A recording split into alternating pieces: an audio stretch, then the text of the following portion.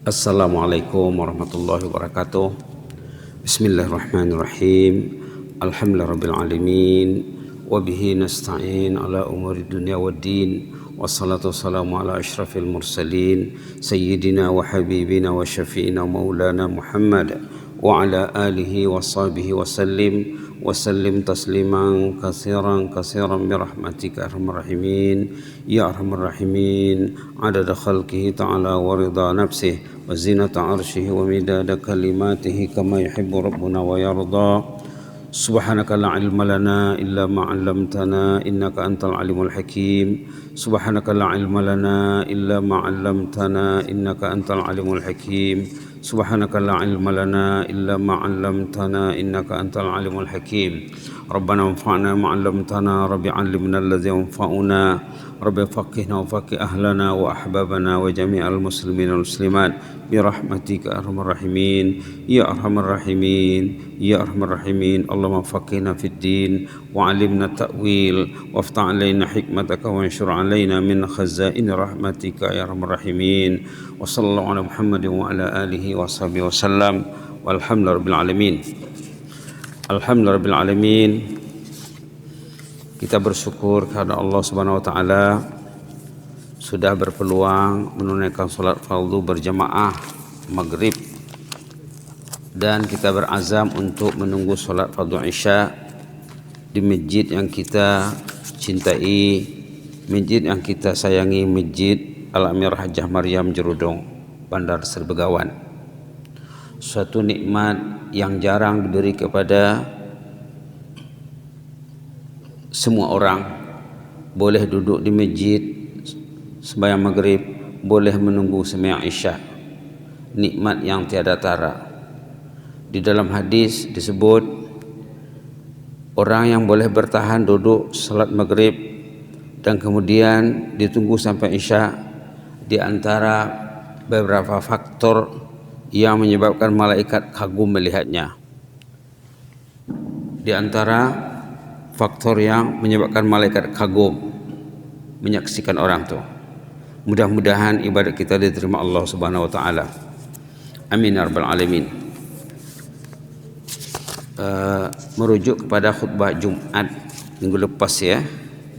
Tagnya ada di sini. Tajuknya belia siaga masa depan. Tentang belia.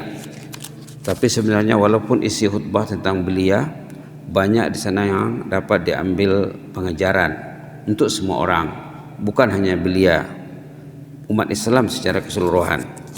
Terutama di sini dicakap, adapun antara beberapa panduan yang boleh diamalkan oleh para belia, bukan aja belia saja ya, sebagai benteng yang paling ampuh dan kukuh dalam mengharungi kehidupan di era globalisasi yang serba mencabar ini, ialah dengan melaksanakan 3 pendekatan.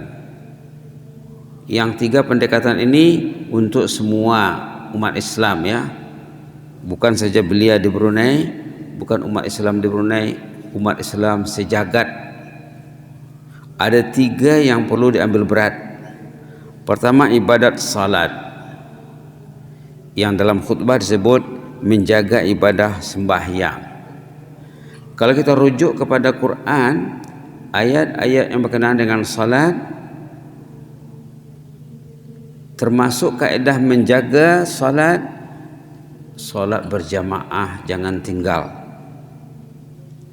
Kalau kita lihat ya, ayat-ayat Quran, kita lihat hadis Nabi, kita semak amalan Rasulullah dan para sahabat, salat jamaah tidak pernah tinggal. Itulah memelihara salat. Yang kedua, solat berjamaah, solat sunat juga. Maaf ya, solat fardu berjamaah jangan tinggal. Solat sunat qabliyah ba'diyah sama pentingnya dengan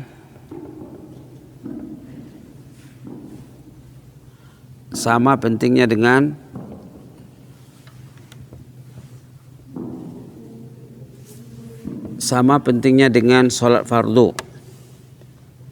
Solat sunat tidak kalah penting, sama pentingnya dengan salat fardu. Bismillah. Jazakallahu khairan. Salat sunat tidak kalah penting dari salat fardu. Kalau mengikut amalan sunnah ataupun amalan Rasulullah sallallahu alaihi wasallam. Subhanallah. Di samping ibadat salat, kaedah kedua berdamping dengan Al-Quran dicakap. Dalam khutbah Jumat boleh disimak nanti ya. Selalu bersama Al-Quran. Karena salat tidak dapat dipisah dengan Al-Quran. Orang yang salat kena baca Quran. Kalau dia salat tak baca Quran, tidak menepati tuntutan yang disebut dalam Al-Quran. Dalam Quran, salat dikembarkan dengan Al-Quran. Yang ketiga, selain daripada Quran, pandai memilih kawan dicakap. Kalau dalam bahasa agamanya, as-suhbah as-salihah, bersahabat dengan sahabat yang saleh. Inilah di antara 3 poin asas yang disorot dalam khutbah Jumat. Maka itulah kita ketengahkan tajuk yang sudah dihidangkan, belia hidup cemerlang mati gemilang. Seorang belia berumur 17 tahun. Subhanallah, sebelum dia meninggal, dia sudah tahu dia akan meninggal dan dia sudah tahu tanda-tanda masuk surga. Ini ceritanya di sini. Apa tandanya?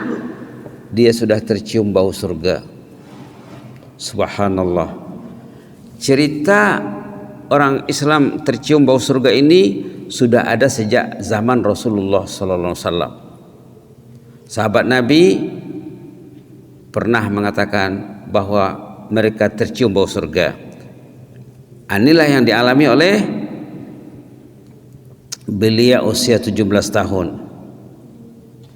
Pangkal ceritanya, dia tertembak tak sengaja ya. Ada orang menembak objek, terkena dia. Lalu keadaannya sangat gawat, sangat kritikal sekali. Maka dibawalah dia ke hospital. Dalam perjalanan ke hospital, ibunya menangis. Lalu dia bujuk, "Wahai ibunda, ibu tak usah bersedih. Demi Allah, saya dalam keadaan baik dan stabil. Saya jelas akan meninggal. Saya sudah tercium bau surga." Ini ceritanya ini. Lalu sampai di ruang ICU, dia cakap sama dokter yang coba merawatnya, dia cakap, "Tak usah lagi diurus saya. Tidak ada gunanya lagi. Karena ajal saya sudah tiba ini. Sebentar lagi saya akan menghembuskan nafas terakhir. Satu saja permintaan saya, tolong panggil ayah dan ibu ke sini. Saya ingin mengucapkan selamat tinggal, selamat berpisah. Saya mohon dimaafkan." Dipanggillah ibunya, dipanggillah ayahnya. Setelah ayah dan ibu hadir di ruang ICU, dia pun bermaaf-maafan, minta doa, lantas bersyahadah, asyhadu an la ilaha illallah. Digenggamkannya tangannya seperti kita bersyahadah di waktu tahiyat akhir ataupun tahiyat. Sebagaimana orang salat bersyahadah dengan menggenggamkan tangan, mengacungkan telunjuk, begitulah dia, asyhadu an la ilaha illallah wa asyhadu anna muhammadar rasulullah, didengar oleh ayah dan ibu, didengar oleh dokter. Dia pun kembali ke rahmatullah. Yang uniknya, dokter yang merawat, beliau juga yang menulis buku, tajuknya Kesaksian Seorang Dokter. Buku ini buku bestseller, jutaan naskah sudah dijual. Dulu seketika banyak dijual di Brunei, dulu, sekarang tidak tahu. Tengok di internet nanti ada tuh, Kesaksian Seorang Dokter karangan Dr. Khalid Abdul Aziz Al-Jubair. Di sanalah diambil sumber maklumat ini. Dokter yang merawat menanya ayah dan ibunya, anak ini anak istimewa, anak pilihan Allah. Mereka dokter yang merawat coba menanya ayah dan ibu, apa rahasia si anak ini, apa kelebihannya. Inilah perenggan 3 dari bawah halaman 1 yang cetak tebal. Kata ayah dan ibunya, almarhum sejak masuk usia balik adalah orang yang sentiasa membangunkan kami untuk menunaikan sholat subuh. Bila sudah masuk waktu subuh atau menjelang azan, tidak boleh tidur lagi di rumah tuh. Dia bangunkan semua ahli keluarga. Itulah amalannya sejak dia balik. Apa namanya ini? Namanya ini dakwah. Dakwah dengan perbuatan, dakwah dengan perkataan. Ini dakwah, mengajak ahli keluarga untuk sholat. Sebaik saja sholat subuh masuk, tidak boleh tidur waktu azan berkumandang. Waktu Allahu Akbar, orang itu mesti siap untuk menghadap Allah. Waktu as-salatu khairum minan naum, jangan ada lagi yang naum. Inilah amalannya.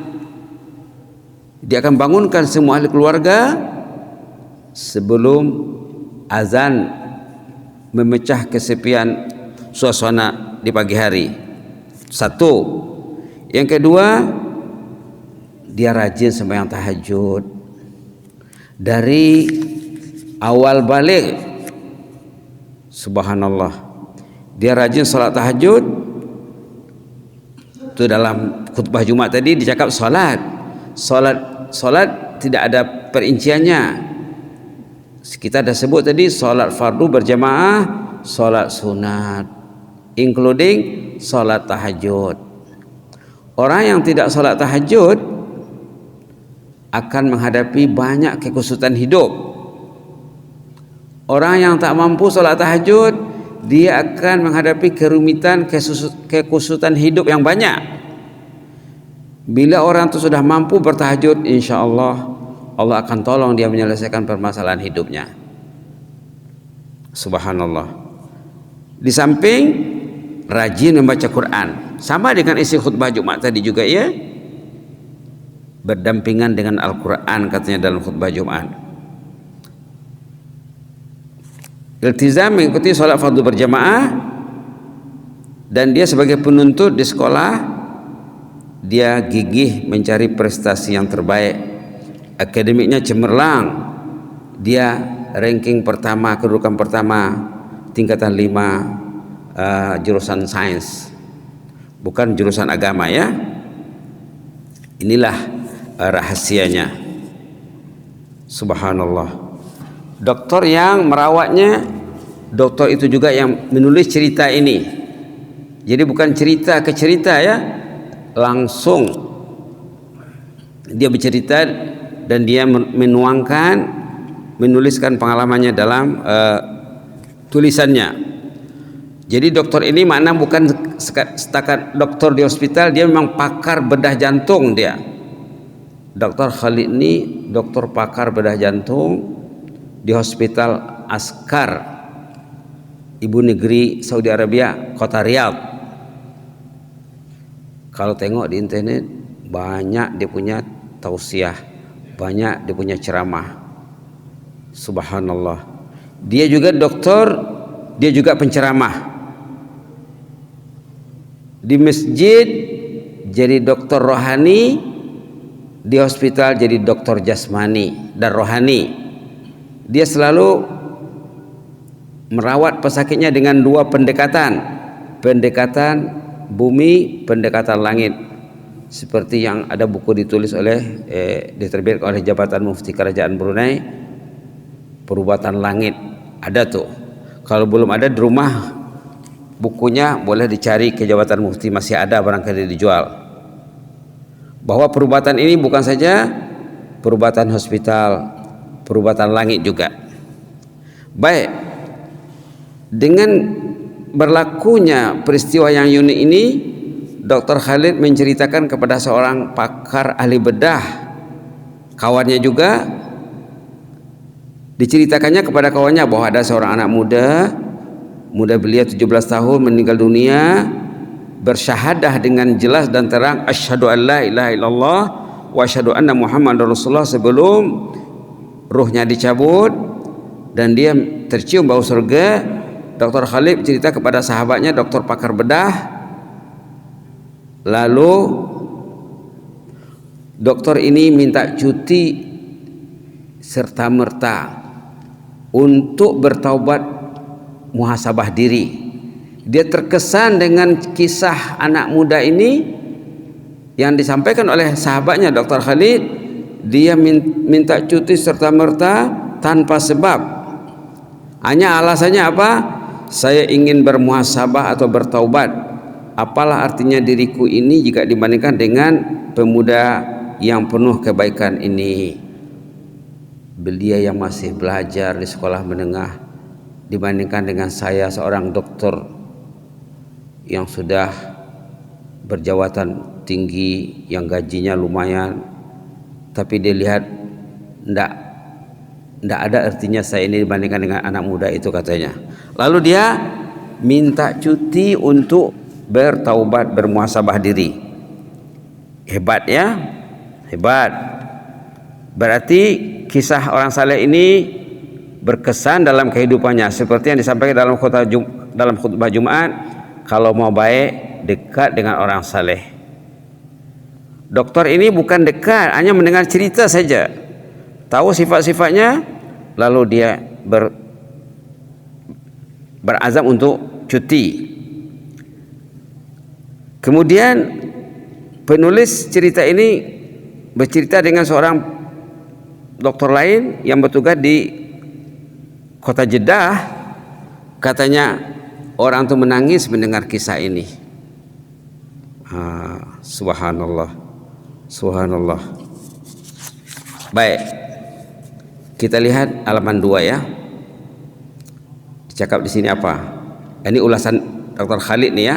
Akan tetapi sayangnya manusia pada zaman sekarang, katanya, banyak yang terlena dan hanyut dan berlumba-lumba mengumpulkan kemewahan dunia. Orang tuh sekarang banyak yang berlumba-lumba mengumpul kemewahan dunia. Padahal bagi Allah nilai dunia ini tidak lebih daripada sayap seekor nyamuk. Memang ada dalam hadisnya ya. Orang tuh kalau tidak memikirkan dunia, dia mesti ada di masjid waktu sholat.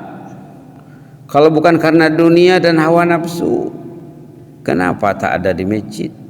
Kenapa azan tak didengar? Kenapa azan tidak disahut? Itu masalahnya ya.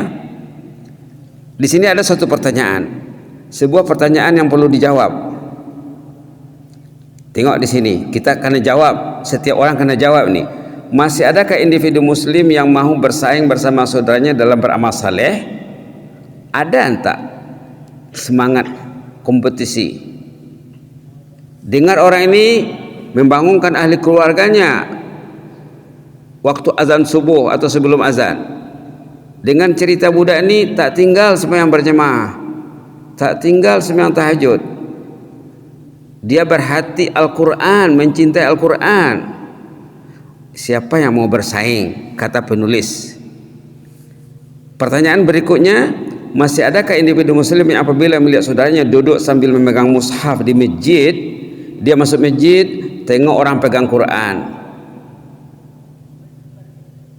Masih adakah bila melihat kawannya pegang Quran lalu dia tertegun dan bertanya kepada dirinya, mengapa saya tidak pegang Quran? Mengapa dia boleh baca Quran? Mengapa saya tidak baca Quran? Sepatutnya masjid tempat kita tuh berjinak dengan Al-Quran.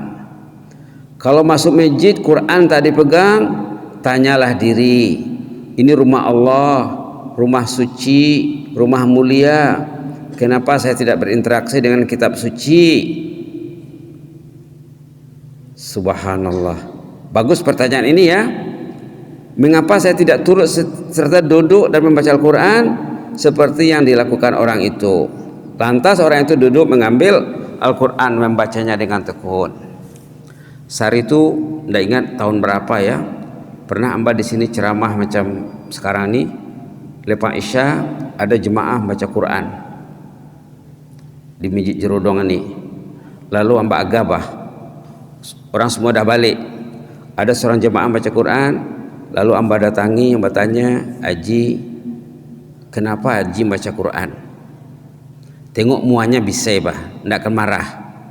Kadang-kadang orang ni kalau tengok muanya, tidak mungkin kita tanya, takut kita kalau kita tanya nanti dia negatif perasaannya. Ani tengok muanya bagus, mesra, jernih, dia pegang Quran, dia baca Quran, dengar bacaannya. Lalu amba datangi, Haji, kenapa Haji baca Quran? Apa jawabannya? Bagus pertanyaan Ustaz, katanya. Memang tadi kita baru selesai solat Isya berjamaah. Saya tidak tahu solat saya tadi diterima Allah atau tidak. Solat saya tadi ada masalah kah, ada kecacatan kah, ada kelemahan kah? Itulah saya baca Quran, diharapkan dengan bacaan Quran ini dapat menutupi kelemahan solat saya tadi. Ini cara yang betul. Ini cara yang betul. Orang yang lepas solat dia merasa tenang dan senang, tak risau, itu tak betul. Tengok ayat dalam surah Al-Mu'minun. Ada ayatnya ni. Ada peringatan Allah dalam surah Al-Mu'minun. Orang yang beramal saleh, yang beramal dengan cara betul, lepas beramal dia rungsing, dia risau, takut amalnya ditolak. Apa tanda amal itu diterima? Kata ulama, tanda amal diterima, ikut sejarah orang-orang saleh zaman dulu, balik rumah mereka baca Quran, mereka berinteraksi dengan kitabullah. Tengok bismillah halaman 346. Bagi yang pegang Quran ya, boleh dibuka halaman 346 surah Al-Mu'minun. Dalam Quran ada surah Al-Mu'minun, tajuknya surah orang-orang beriman. Orang beriman karena baca surah ni. Orang beriman karena mendalami surah Al-Mu'minun, karena di dalamnya banyak benda yang perlu disimak, dipelajari. Kalau kita lihat halaman 346 ayat 60 61. Ayat 60-61 ini maksudnya orang yang beramal saleh yang betul, lepas beramal dia risau. Dia risau. Boleh kita baca ya? A'udzubillahi minasyaitonir rajim. Walladzina yu'tuna ma ataw wa qulubuhum wajilah وقلوبهم وجلة أنهم إلى ربهم راجعون أولئك يسارعون في الخيرات وهم لها سابقون. Aisyah radhiyallahu anha, istri Rasulullah, pernah menanya ayat ini kepada Nabi Muhammad. Aisyah baca ayat ini, lalu Aisyah macam kurang jelas maksud ayat ini.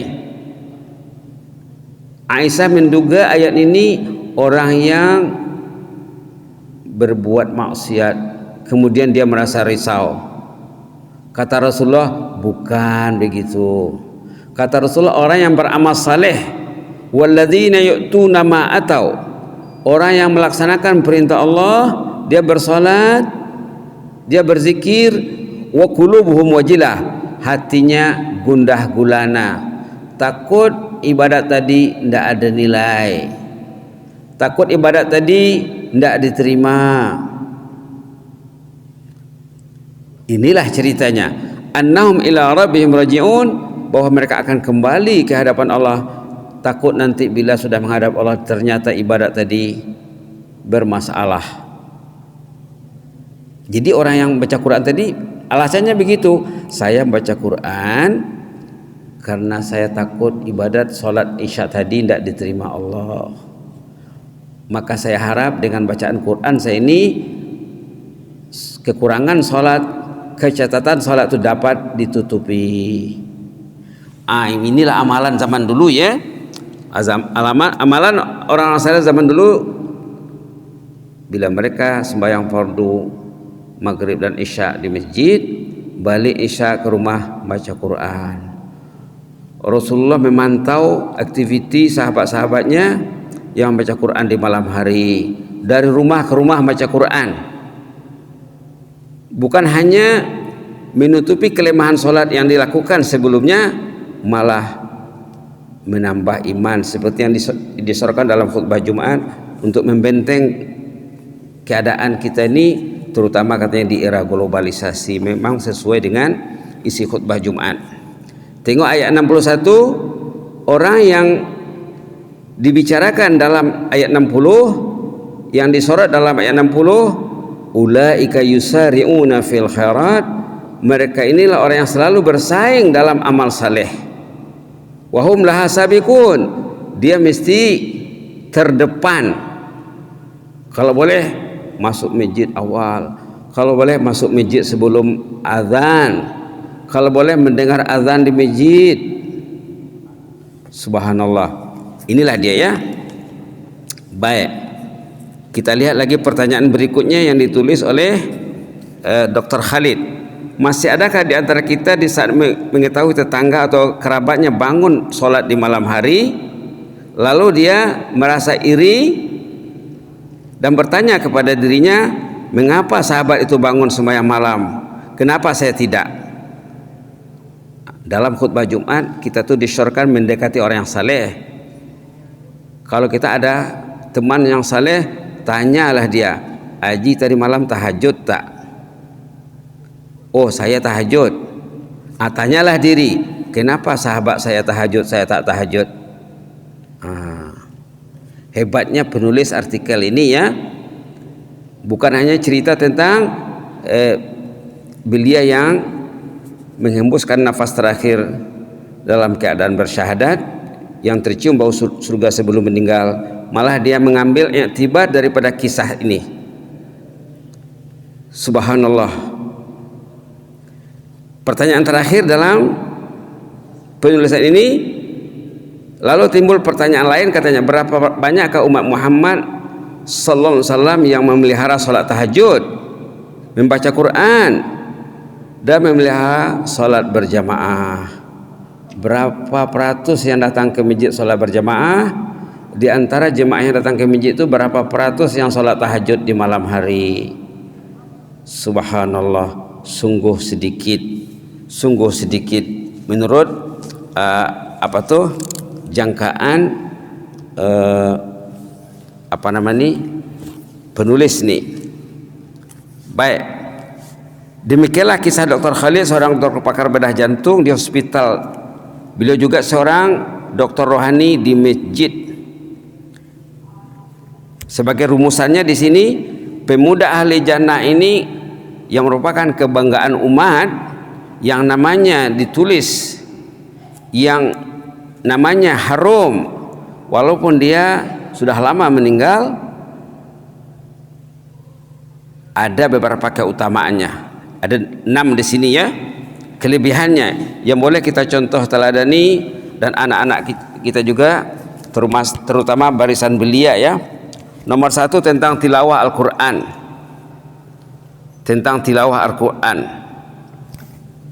Nomor 2 tentang tekun solat berjamaah. Kita dah cakap tadi, antara solat berjamaah dengan Quran tidak dapat dipisah. Orang yang solat, kalau dia tak baca Quran, solatnya tidak akan berapa berfungsi. Tidak berapa berfungsi. Boleh kita lihat ayat dalam surah Al-Ankabut yang memberi penekanan tentang salat berjamaah, tentang salat secara umumnya, dan baca Quran dan tilawah. Boleh dilihat dalam surah Al-Ankabut. Bismillahirrahmanirrahim. Halaman 401 ayat 45. Penekanan terhadap dua benda, tilawah Al-Quran dan as-salah. Ayat 45 ya, halaman 401. A'udzubillahi minasyaitonir rajim. Utlu ma uhiya ilaika minal kitab. Utlu ma uhiya ilaika minal kitabi wa aqimis salah. Innas salata tanha 'anil fahsya'i wal munkar wa la dzikrullahi akbar wallahu ya'lamu ma tasna'un. Allahumma amanna bika ya Rabb fazidna imanan ba'da iman. Apa maksud ayat ini? Dalam ayat ini ada dua perintah. Pertama, baca Quran. Utlu ma uhiya ilaika minal kitab. Baca di sini tilawah ya. Tilawah itu berbeda dengan qiraah. Kalau qiraah mungkin baca biasa saja. Kalau tilawah membaca sambil mendalami. Baca Quran dan dalami maksudnya itu perintah pertama. Perintah berikutnya wa aqimis salah. Tegakkan salat. Perintah menegakkan salat nomor 2. Perintah bertilawah nomor 1. Bila yang dua ini sudah dilaksanakan, innas salata tanha 'anil fahsya'i wal munkar. Salat yang demikian akan mencegah daripada perbuatan keji dan mungkar. Subhanallah. Subhanallah. Baik. Inilah sifat-sifat anak jannah yang kita sorot ceritanya ya. Rajin bertilawah, tekun solat berjamaah di masjid, rajin tahajud, dan semestinya akademiknya cemerlang. Dalam pada itu dia berdakwah di kalangan keluarganya, membangunkan ahli keluarganya sebelum salat subuh. Subhanallah. Tidak boleh tidur di rumah tuh waktu azan berkumandang. Subhanallah. Hebatnya ya. Patutlah dia tercium bau surga sebelum meninggal. Artinya anak ini prihatin terhadap ibadah ahli keluarga. Ini ditambahkan saja di sini kata-kata hikmah yang diambil dari kitab Al-Hikam yang diajarkan di Kupu SB untuk orang awam.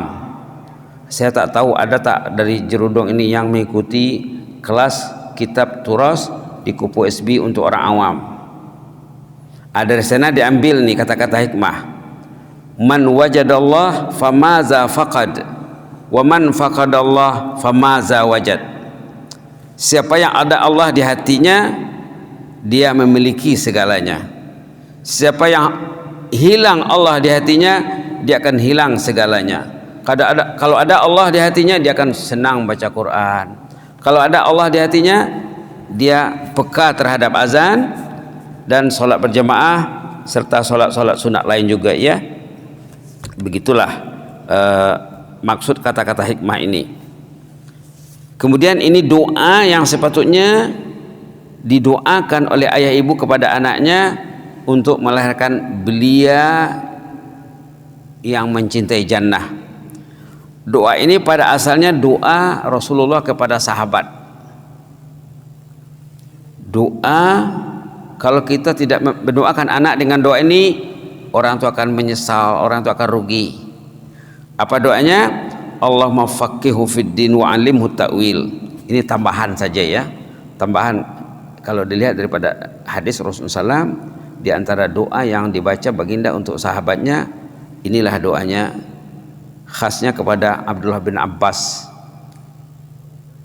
sepupu baginda sendiri, anak pakciknya, didoakan dari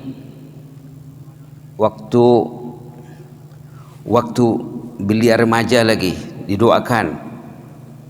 Mungkin menjelang balik didoakannya Allahumma faqihu fid din wa 'allimhu ta'wil. Doa Rasulullah dalam hadis Imam Muslim kepada Abdullah bin Abbas. Lalu Abdullah bin Abbas terkenal sahabat yang top dalam bidang tafsir Al-Quran, ulama tafsir dari kalangan sahabat yang top, karena pernah didoakan oleh Rasulullah, sallallahu alaihi wasallam. Patutnya kita doakan kepada anak kita, cucu semuanya, pada diri juga.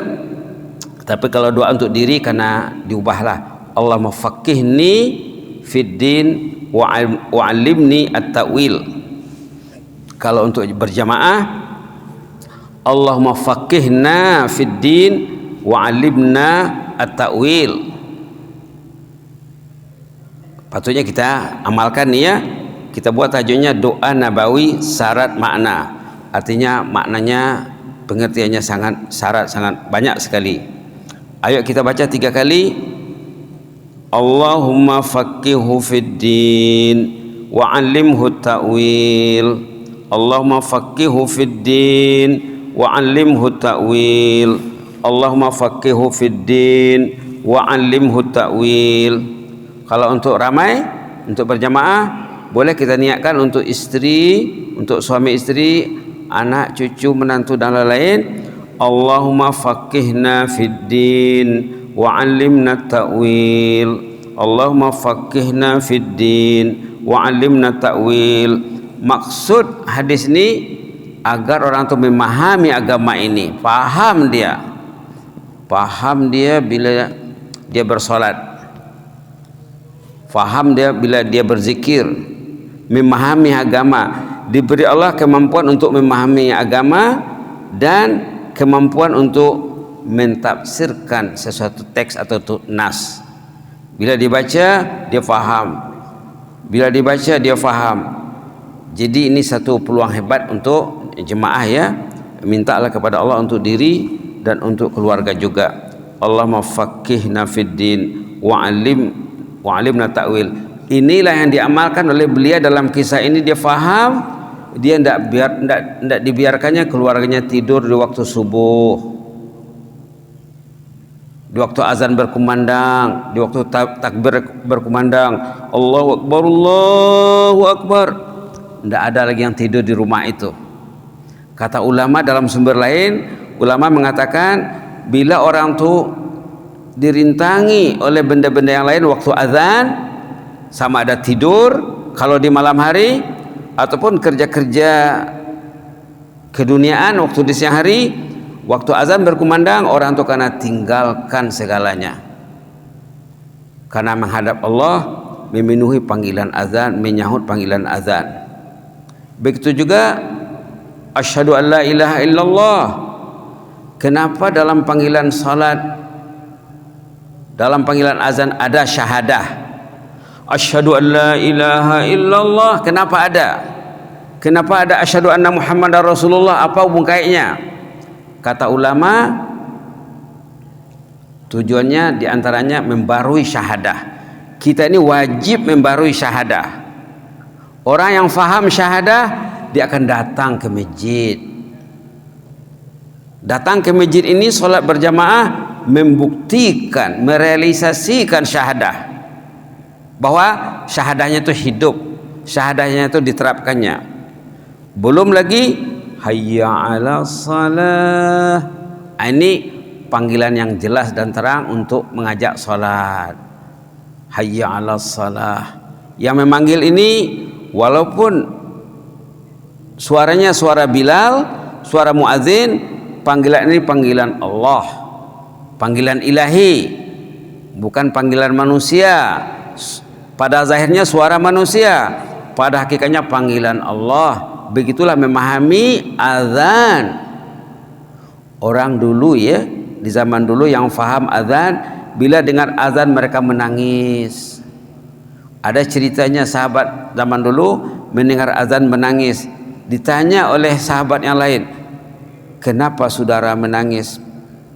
Ceritalah kepada kami agar kami turut menangis. Kata sahabat yang menangis ini, kalau orang tu faham azan, tidak mungkin buat benda lain, tidak mungkin tidur, tidak mungkin bekerja. Ada juga dalam kisah para sahabat, ada di antara mereka yang kerjanya bertukang, katalah buat rumah. Bila azan berkumandang, kalau dia sedang memegang pemukul ataupun tukul atau pemukul tadi diletakkan, tidak mungkin kerja lagi. Subhanallah. dia akan berhenti kerja. Itu hayya 'alas salah, hayya 'alal falah. Itu resultnya. Result bagi orang yang memenuhi panggilan azan, dia akan memperoleh kejayaan. Dia akan meraih kejayaan. Subhanallah. Datang sembahyang Isya berjamaah dengan niat dan ilmu dan ikhlas, dapat nilai seperti sembahyang separuh malam tak tidur. Datang sembahyang subuh berjamaah seperti sembahyang satu malam tak tidur. Datang sembahyang fardu berjamaah dengan beruduk dari rumah menuju rumah Allah, dapat bonus haji. Orang tu boleh meraih 5 bonus haji satu hari menerusi solat berjamaah. Kalau orang tu faham itu, maka perlu kita baca Allahumma faqqihni fiddin, Allahumma faqqihni fiddin. Ya Allah, bagilah aku ni faham agama ini, agar aku tidak mengabaikan perintahmu, tidak mengabaikan seruanmu, panggilan sucimu, yaitu azan. Tambah lagi kalau azan subuh, as-salatu khairum minan naum, ya, sembahyang lebih bisa dari tidur. Ternyata orang itu sudah bangun, dia berarti dia faham. Kalau masih tidur berarti tak faham. Itu maka kita kemukakan doa ini, Allahumma faqqihni fiddin wa 'allimna ta'wil. Mudah-mudahan ada manfaatnya, ya. Kita baca doa ini 3 kali lagi. Bismillahirrahmanirrahim.